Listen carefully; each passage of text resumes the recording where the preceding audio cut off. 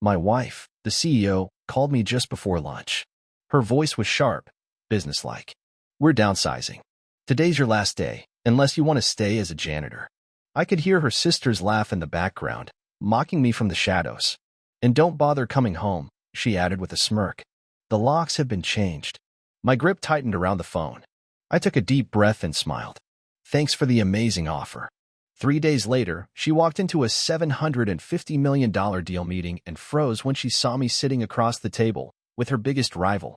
But the real surprise hadn't even hit her yet. The phone buzzed against my desk, rattling a half-empty coffee cup and a stack of paperwork I hadn't touched since morning. I glanced at the screen. Her name glared back at me, bright and bold. I hesitated, then swiped to answer. Hello.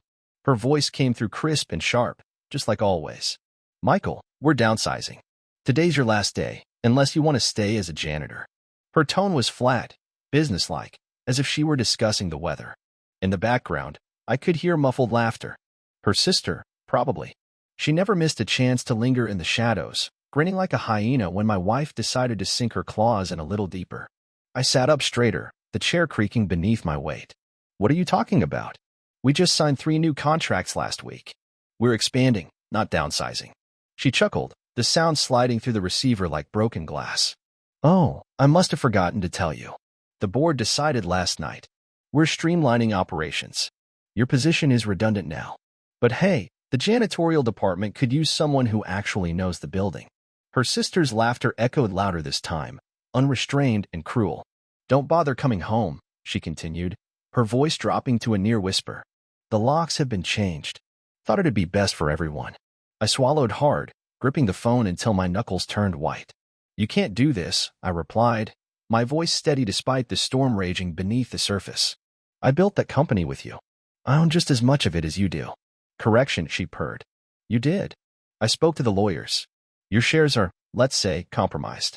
Should have read the fine print better. I leaned back, the tension releasing just enough for me to breathe. I didn't know what I was expecting, an apology, maybe. Some kind of humanity. But the only thing I heard was her smirk through the phone line, dripping with satisfaction. I always told you, Michael, she added, almost sweetly, you were never really built for this life. I smiled then, surprising even myself. Thanks for the amazing offer, I replied, my voice calm and measured. I'll think about it. And then I hung up, letting the silence settle around me like dust after an explosion. I looked around my office, mahogany desk, framed photos of what I thought was a partnership, the degrees on the wall that now seemed like punchlines to a cruel joke. Slowly, I stood up, straightening my tie and smoothing the wrinkles from my jacket. If they thought I was finished, they had severely underestimated me. She had taken the first shot. Now, it was my turn. The rain came down in sheets as I stepped out of the building for the last time. My belongings were stuffed into a single cardboard box, personal items, awards I once thought mattered, photographs from company events that now felt like staged memories. The security guard at the front door didn't even look at me as I passed, his eyes fixed straight ahead like I didn't exist. I didn't blame him. I didn't exist anymore, not in her world. I stood under the awning, the rain pounding against the pavement, and looked back at the skyscraper that held everything I had built. My name used to be etched in silver on the lobby wall, right beside hers. Now it was just her. Just Harrington Enterprises, with my name scrubbed clean like I had never been there at all. My phone buzzed in my pocket. I pulled it out, the screen flashing with a message, bank account access denied. I swiped at the screen, confusion knotting my brow. Another notification followed, credit card limit exceeded. And another, account frozen. She was covering her tracks. The smile crept onto my face unbidden, cold and sharp. She thought she had locked every door, closed every window, burned every bridge. But I knew her better than she knew herself. There were cracks in her perfect plan. She just hadn't seen them yet. I tossed the cardboard box onto the passenger seat of my car and slid behind the wheel. The rain hammered against the windshield, blurring the city lights into smears of yellow and red. I sat there for a long moment, my hands resting on the steering wheel, breathing deeply. This wasn't over. Not even close. My phone buzzed again, a different tone this time. I glanced at the screen, an email. The subject line read, I think we should talk. It was from John Harris, CEO of Harrington's biggest competitor. I clicked it open, my pulse quickening as I read. Michael, I heard about what happened. I've always admired your work. Let's meet. I think there's an opportunity you'll want to hear about. I read it twice, then a third time, my smile growing wider with each pass. Opportunities. That's what she had never understood. It wasn't about doors closing. It was about knowing where the hidden ones were. I put the car in gear, the rain streaking down the windshield like static. I knew exactly where I was going. She thought she had one, that she had crushed me with a phone call and a smirk. But she had only just begun the game, and I was about to play it better than she ever could. I pulled into the lot of the old diner on 5th, the neon lights buzzing dimly through the downpour. I stepped inside, shaking off the rain, and slid into the booth by the window. A waitress poured me a coffee without asking, and I nodded my thanks. I stared at my reflection in the window, calm, steady, unbroken. The game had just begun. The smell of fresh coffee lingered in the air as I sat across from John Harris, his tailored suit immaculate, not a thread out of place. The diner was mostly empty, just a few souls scattered around, hunched over their meals, oblivious to the conversation that was about to shift everything. Harris poured sugar into his cup, stirring it slowly, his eyes never leaving mine. I heard about what happened, he began, his voice low and smooth. Ruthless, even for her. But that's how she's always played the game, hasn't it been? I didn't answer. I just watched him, waiting for the punchline, the catch that always came with men like him. He smiled, setting his spoon aside. You know, I never liked the way she handled business. Too cutthroat. Too opportunistic. He leaned back, stretching his arms across the back of the booth. But I'm not here to discuss her mistakes. I'm here because I see an opportunity. I raised an eyebrow, fingers tapping lightly on the side of my cup. And what opportunity would that be? Harris's smile grew wider. An alliance. You and me. We take what she thinks is hers and make it ours. He slid a folder across the table, its surface slick with polish. I opened it, eyes scanning the first page, contracts, acquisition plans, partnership agreements. Everything laid out perfectly, like he had been waiting for this moment. I looked up, meeting his gaze. You had this ready. It wasn't a question. I'm a man who plans ahead. I've watched her build that empire on your back, squeeze you out, manipulate the board, cut you out of your own company. It's time she learns how it feels. He sipped his coffee, his eyes glimmering with ambition. So, what do you say? I leaned back, my hands clasped together, considering the weight of his words. Partnership. Takeover. The very things she had stolen from me. I could steal them back. And this time, I wouldn't just take back what was mine. I'd take everything. Harris must have seen the fire in my eyes because he grinned, setting his cup down with a firm clink. I'll take that as a yes. I reached out, shaking his hand. His grip was firm, confident. Let's get to work, I said, my voice steady and clear. I'm ready to take it all back. Harris nodded. First, we destabilize her contracts. I've got a few friends on the board who aren't quite as loyal as she thinks. Second, we cut her supply chain, start pulling the threads and watch it unravel. Third, he paused, his grin widening. We announce our own partnership, one she can't control. I flipped through the folder, my heart pounding with every page. It was all there, the plan, the steps, the targets. She had played her hand too soon, and now it was my turn to deal the cards. And I intended to win. I stood up, tossing cash onto the table and buttoning my jacket. I'll be in touch, I said firmly. Harris nodded, his smile never faltering. Looking forward to it. As I stepped back into the rain, I could almost feel the weight lifting off my shoulders, replaced with something stronger. Determination. Revenge. Justice. Whatever name it went by, it didn't matter. What mattered was that she had fired the first shot. But I was going to end the war. The office was nothing like the towering glass structure I once called my own. It was smaller, tucked away in the heart of the financial district, hidden among nondescript buildings that blended into the skyline. But it was mine. My name was on the lease. My decisions moved the gears. And this time, there was no one looking over my shoulder, no whispers of judgment, no knives waiting in the shadows. I stepped into the boardroom where a handful of people sat waiting my team. Real people, not yes-men or corporate ladder climbers. Men and women who had been loyal when it mattered, who had walked away from the toxic mess that Harrington Enterprises had become. They stood as I entered, nodding in acknowledgement. I took my place at the head of the table, nodding back. All right, I began, flipping open the sleek black folder John Harris had provided. We have work to do. A woman near the end of the table, sharp-eyed and quick-witted, leaned forward. I've run the numbers. Her supply chain is stretched thin, one disruption, and the whole thing collapses like a house of cards. I smiled. And we have that disruption ready? She slid a document across the table, already in motion. Her biggest supplier is teetering on bankruptcy. With the right nudge, they'll fold. And guess who owns their debt now? I picked up the paper, reading the highlighted text. My name. My company. A hidden acquisition I had made months ago, anticipating this very moment. Good, I replied, tapping the page with my finger.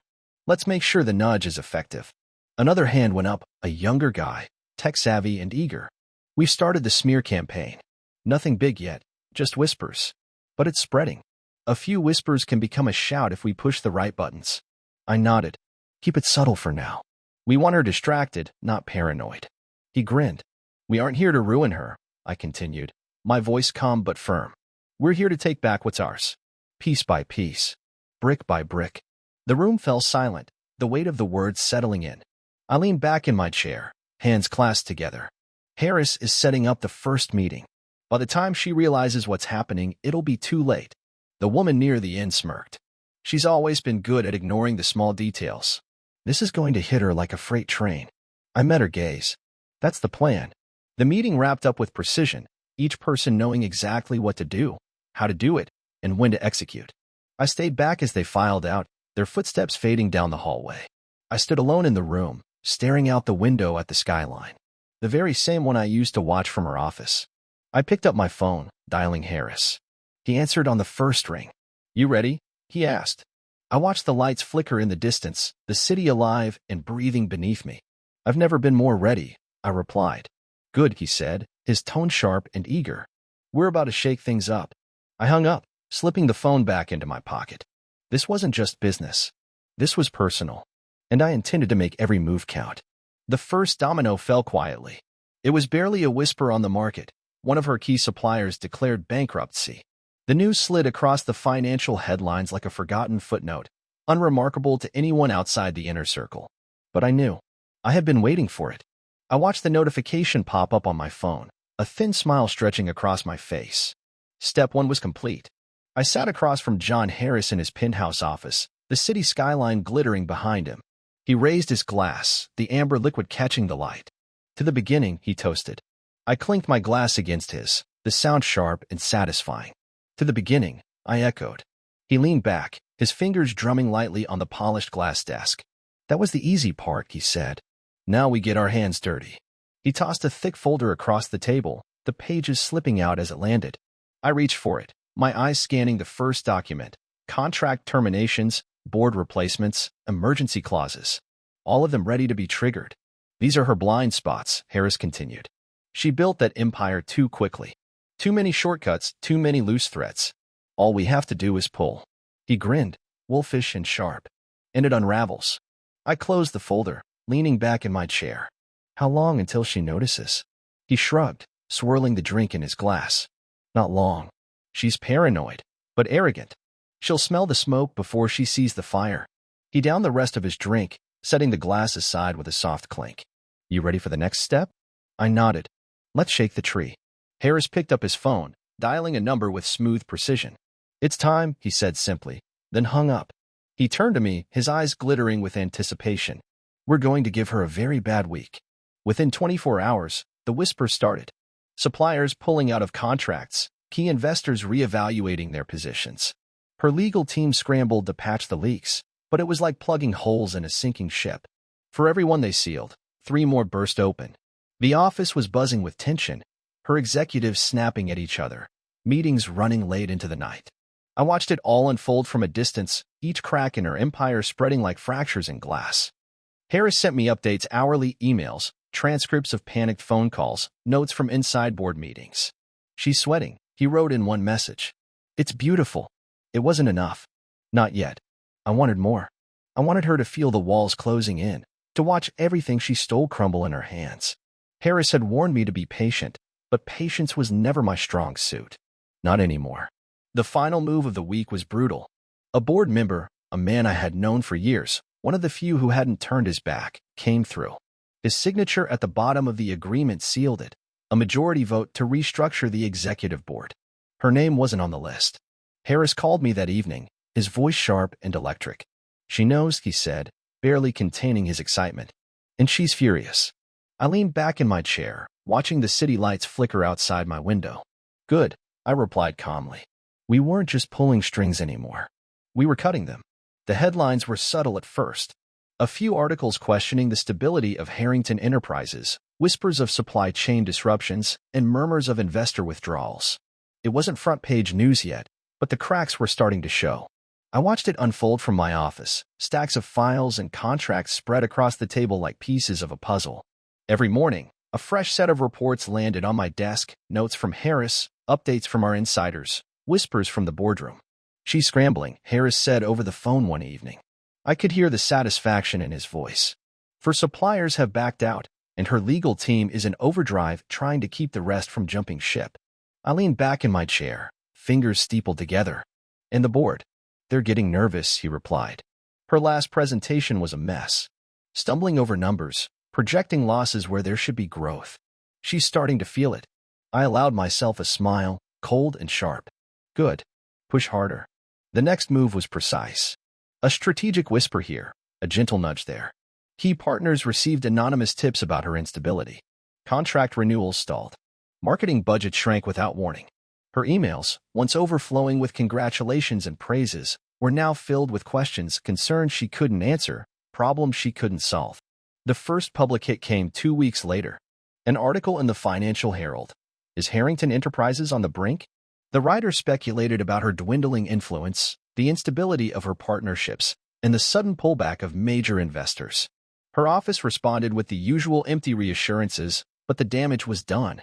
Confidence was slipping. Harris called me that afternoon, his voice practically humming with excitement. Did you read it? He asked. I did. And I smiled, leaning back in my chair. I think it's time we push a little harder. The next day, the second domino fell. A lawsuit, quietly funded by Harris and me, was filed against Harrington Enterprises for breach of contract. The news spread like wildfire, and the whispers grew louder. Investors pulled back further. The board demanded explanations. She was on the defensive, scrambling to keep up, to plug the leaks that we had carved into her empire. Her frustration grew visible. Public appearances became shorter, her confidence fraying at the edges. I watched her last interview on the news, her smile forced, eyes darting nervously. She was cracking, just as we planned. Harris called me that evening. We're close, he said, his voice low and satisfied. One more push, and she'll be standing on thin ice. I swirled the whiskey in my glass, watching the amber liquid catch the light. Then let's make sure it breaks, I replied calmly. We weren't just toppling an empire. We were dismantling it, brick by brick. The final push came faster than even I anticipated. The lawsuits mounted, 3 more by the end of the month, all targeting breaches in her contracts and failures to deliver. Harris had moved with surgical precision, cutting off her supply lines one by one. I watched it unfold from the quiet of my own office, the screens glowing with news updates and financial analyses that painted a picture of an empire teetering on collapse. She's scrambling, Harris said during our last call. His voice was smooth, almost gleeful. The board is holding emergency meetings. They don't trust her anymore. She's been cut out of 3 major decisions this week alone. I smiled, stretching back in my chair. Good. It's time we make our move. Harris didn't need further explanation. He understood exactly what that meant. The announcement was set for Friday, an exclusive press conference where I would unveil my return, partnered with Harris, poised to reclaim the market space she had dominated for too long. I could almost see the look on her face when she found out. It wasn't just about taking back what was mine. It was about showing her that she couldn't erase me. Not ever. The day of the announcement arrived with a chill in the air, the city buzzing with the usual morning rush. I stepped into the conference hall, cameras flashing, microphones pointed in my direction. Harris stood beside me, his grin sharp and polished. We approached the podium, the crowd falling silent as I adjusted the microphone. Ladies and gentlemen, I began, my voice steady and clear. Thank you for joining us today. I'm proud to announce the formation of a new alliance, Harris Industries and Harrington Enterprises, now united under one banner. The room erupted with questions, voices overlapping as reporters scrambled to get their questions answered. I raised a hand, silencing them. This partnership is designed to restore integrity and strength to the markets, to rebuild what was taken and to grow stronger than ever. Beside me, Harris nodded, stepping forward. We've seen the gaps. We've seen the failures. Now, it's time to move forward. Together. I watched as the cameras flashed, capturing every moment, every word. The whispers in the room grew louder, speculation, excitement, fear. I knew exactly what they were thinking, and I knew she was watching. The press conference concluded with applause, the crowd dispersing as Harris and I shook hands for the cameras. As the last flashes faded, he leaned in, his voice low and satisfied. "She's finished." I nodded. "Now comes the real fun." That evening, the headlines blazed with our names. The partnership was hailed as a turning point, a shift in the industry that would redefine competition. But I knew the truth. This wasn't just business. This was a reckoning. She called at night, her voice strained, barely holding back the rage. "You think you can just steal everything?" she hissed through the receiver. I leaned back in my chair, swirling the glass of whiskey in my hand. "I didn't steal anything," I replied smoothly. "I'm just taking back what you never deserved." Her silence was deafening, the static crackling on the line. Finally, she whispered, "You won't get away with this." I chuckled, setting my glass down with a firm clink. "I already have." And then I hung up, letting the silence settle like dust after an explosion. The empire she had built on my back was crumbling, and I was the one holding the match. The boardroom was a marvel of glass and steel, the kind of place designed to make anyone feel small. I stood by the floor-to-ceiling windows, watching the city pulse with life far below. The sky stretched gray and heavy, mirroring the storm that was about to erupt. I adjusted my cufflinks, smoothing the sleeves of my tailored jacket, feeling the cool weight of anticipation settle over me.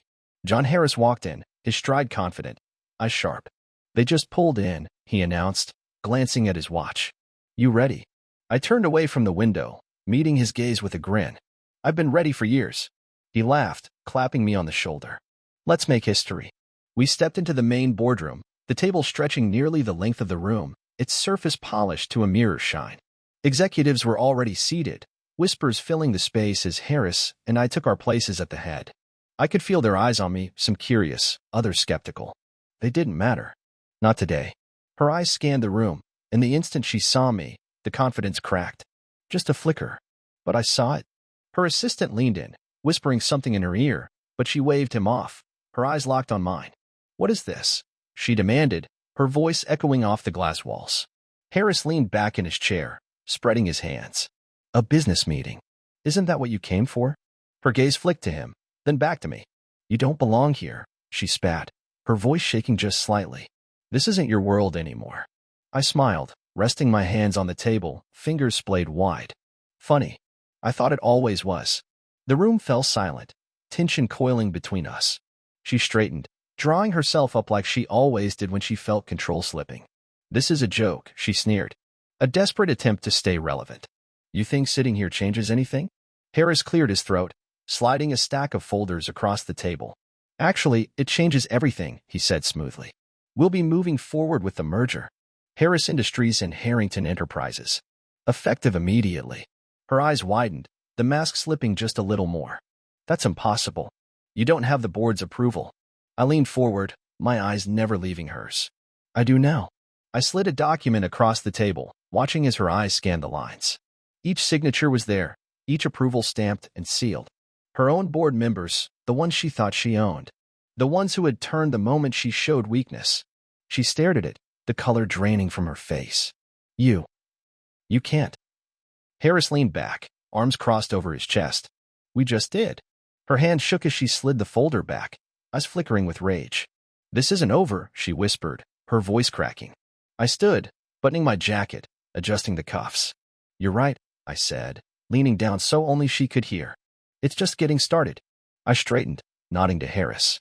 "I'll see you at the press release." He grinned. "Looking forward to it." I walked past her, the click of my heels echoing through the silence, her eyes burning holes into my back. But she didn't follow. She couldn't. The door closed behind me with a soft hiss, sealing her fate inside. The game had changed, and I was winning. The fallout was instant. The headlines screamed betrayal, takeover, and corporate backstabbing. Financial networks picked up the story within hours. Harris Industries merges with Harrington Enterprises. Power shift in the city. I watched it unfold from my office, every news anchor's grim expression only deepening my satisfaction. My phone buzzed relentlessly, reporters, old friends, even a few enemies wanting to congratulate me. I ignored most of them, focusing instead on the real prize. Her. I imagined the look on her face when she saw the broadcast, the realization dawning as the pieces clicked into place. She would have known right away that this wasn't Harris's move. It was mine. I sipped my coffee, eyes glued to the screen as a reporter spoke earnestly into the camera. The surprise merger, spearheaded by John Harris and Michael, the former co-founder of Harrington Enterprises, has sent shockwaves through the market. It is yet to be seen how this will affect operations, but sources suggest major restructuring is already underway. I leaned back, stretching out as the adrenaline thrummed through my veins. She was trapped, and she knew it. I almost felt pity for her, almost. The call came late that evening. Her number flashed across the screen, and I picked up after the third ring, letting the silence hang heavy between us. "Michael," she finally breathed, her voice strained and shaking. "What did you do?" I smiled, leaning back in my chair.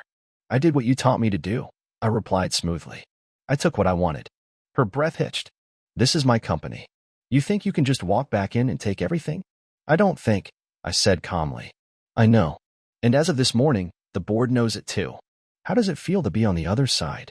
I heard the sound of glass shattering, followed by a string of curses muffled through the line. "You won't get away with this," she spat, venom dripping from every word. "I'll fight you. I'll ruin you." I laughed, low and sharp. "You already tried that. How did it work out for you?" Silence. Long and unbroken. I could almost feel her fury crackling through the phone. "This isn't over," she finally whispered. "Not by a long shot."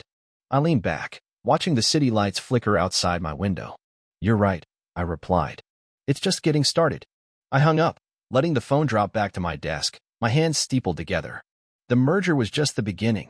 Her empire was crumbling, and I intended to be there for every single crack. And when it finally shattered, I would be the one standing on top of the rubble. The first real crack came on a Wednesday. Financial reports leaked, numbers slashed, projections crumbling, board members whispering behind closed doors. I watched it happen from a distance, each update landing on my phone like clockwork. Harris was good, better than I even expected. He played his part with precision, snipping ties, whispering doubt, unraveling her grip from the inside out. The headlines grew bolder. Harrington Enterprises faces major setbacks. Investors flee amid corporate shakeup. Executive restructuring leaves questions unanswered. I read each one with a grin, the coffee in my hand growing colder as I savored every word. She tried to do damage control press conferences, desperate statements of confidence, but it only fueled the fire. The market didn't care about reassurances.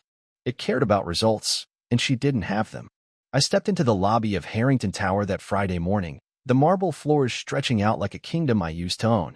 Employees glanced up, some with surprise, others with quiet recognition. I saw it in their eyes, the whisper of old loyalty, the flicker of respect she had never earned. I didn't stop to greet them. I walked straight to the elevator, my shoes clicking against the tile with each deliberate step. The ride up was silent, the floors ticking by one after another until I reached the top. The door slid open, and there she was, standing in the middle of the hallway, flanked by two assistants, her expression frozen in disbelief. "What are you doing here?" she demanded, her voice sharp and brittle. I smiled, stepping out of the elevator and straightening my jacket. "Didn't you hear? I'm back." Her face paled, the confidence slipping just for a second before she snapped back to control. "You have no right to be here," she hissed. "Security," she turned to her assistants, but neither moved. They just stared, eyes flickering between us, waiting. I laughed, the sound echoing off the glass walls. "They work for me now. You didn't think I'd come unprepared, did you?" Her eyes narrowed, hands clenching at her sides. "You think you can just waltz back in here and take everything?" I stepped closer, leaning in so only she could hear. "I'm not taking anything," I whispered. "I'm just cleaning up the mess you made." Her lip curled, but she said nothing. She knew. Deep down, she knew this was the end. I straightened, smoothing my jacket and turning back to the hallway. "Pack your things," I called over my shoulder. "You've got till the end of the day." Her voice cracked, desperation creeping in.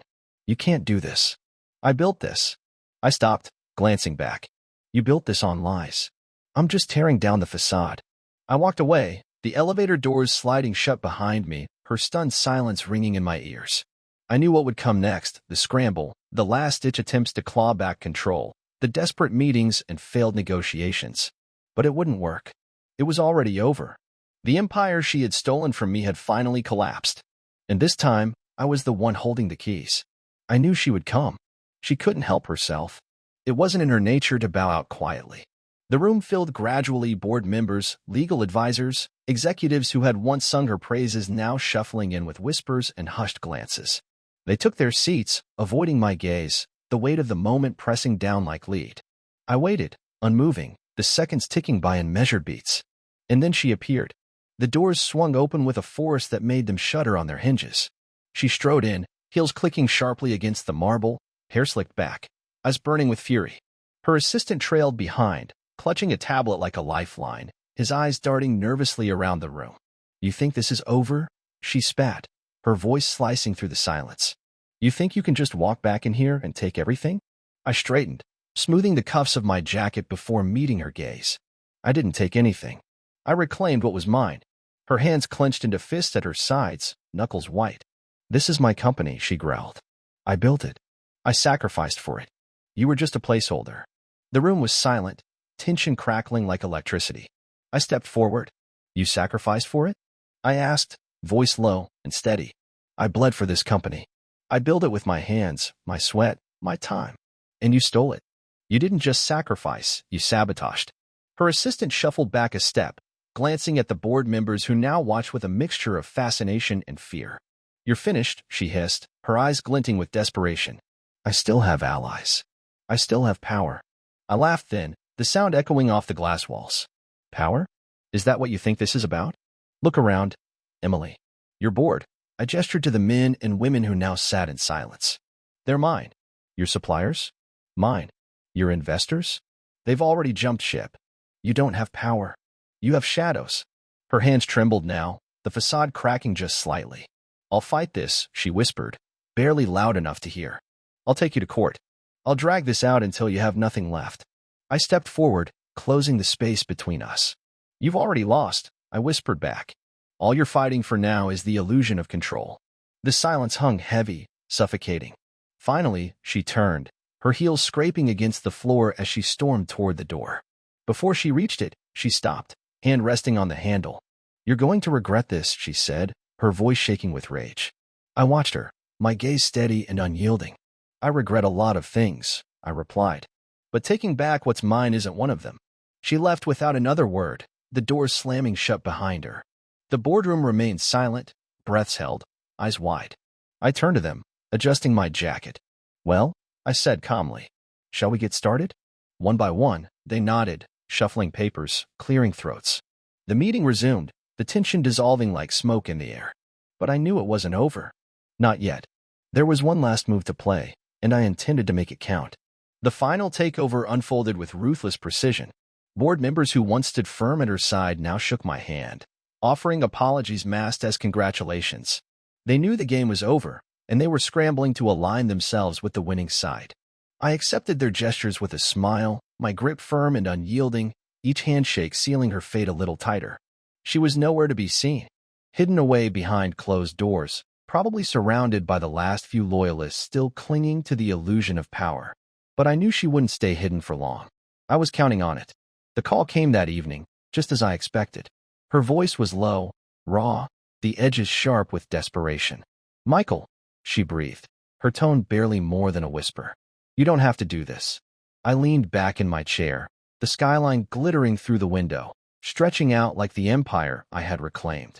"I'm not doing anything," I replied smoothly. "I'm just watching it happen."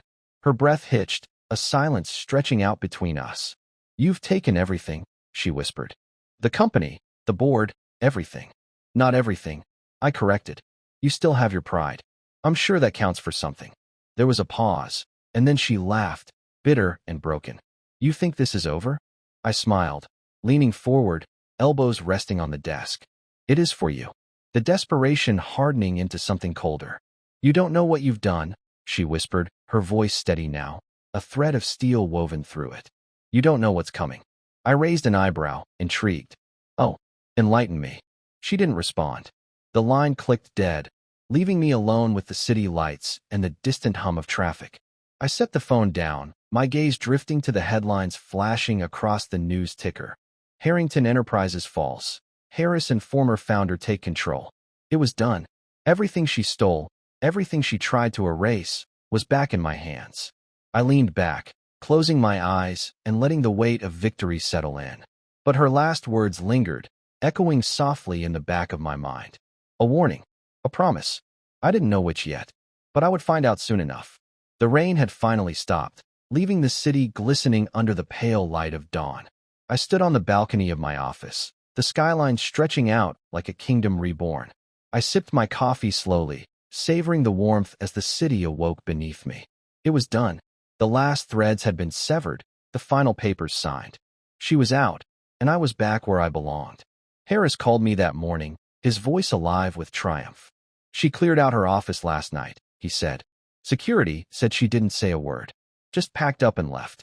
I nodded, watching the sun crest over the horizon. She's smarter than I gave her credit for. He chuckled.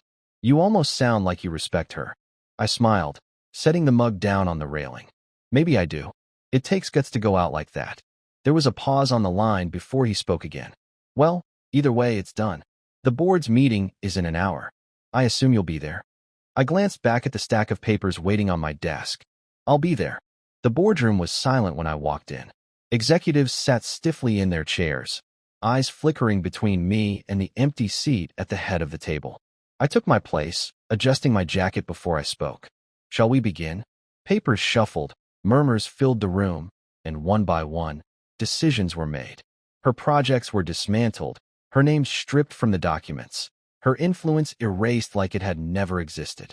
By the end of the hour, it was over. Completely. I stood, nodding to Harris. I'll see you at the press conference. He grinned, shaking my hand firmly. Looking forward to it. I walked out of the building, the marble floors stretching out beneath me, polished and gleaming. The rain had left the sidewalks slick, the city shimmering with the light of a new beginning. I stepped out onto the pavement, breathing in the cool morning air, feeling the weight lift from my shoulders. A black sedan pulled up to the curb, and I slid into the back seat, the door closing with a soft click. The driver nodded in the rearview mirror, and we pulled away from the building, the tower shrinking behind us.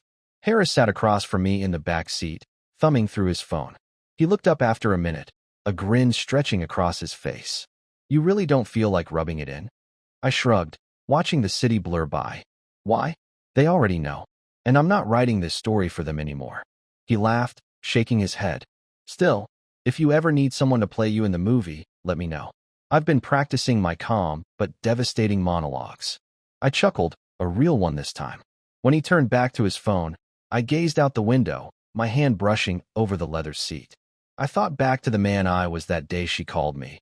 The man who stared out of an office window, blindsided and heartbroken, told by the woman he trusted most that he was disposable. That man didn't exist anymore. I didn't want him back. I was the man with the pen now, the man who rewrote the ending. And more importantly, the one writing the next chapter, not for revenge, not for approval, but for purpose. Because I learned the hard way, success isn't about proving people wrong. It's about finally remembering who you are and choosing to be that person every damn day without asking for permission. Outside, the city pulsed on. But inside, I was still whole. And this time, I held the pen.